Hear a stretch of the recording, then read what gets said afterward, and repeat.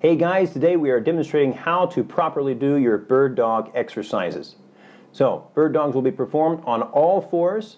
I am currently doing this on an elevated surface. I do recommend that you do yours on the ground so that you do not have any issues about falling off of the elevated surface.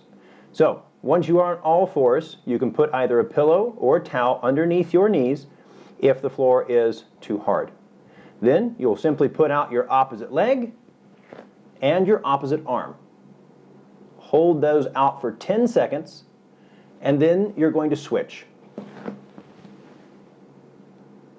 Repeat each opposing pair 3 times, holding for 10 seconds each.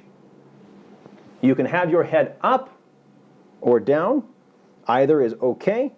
And when you have your feet out, you can either have your toe pointed out or down. Either one. You can also contract your abdomen while you're doing this to work more on the core.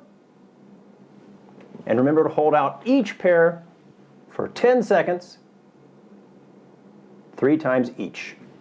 And you'll be performing this every morning and every evening. And that's the bird dog.